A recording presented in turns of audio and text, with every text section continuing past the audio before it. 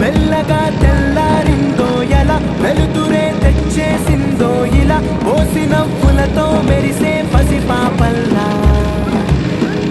చేదతో బావులలో గలగల చెరువులో బాతుల ఈతల కళ చేదుగా ఉన్న వేపను నమిలే వేళ చుట్ట పొగ మంచుల్లో చుట్టాల పిలుపుల్లో మాటలే కలిపేస్తూ మనసారా మమతల్ని పండించి అంది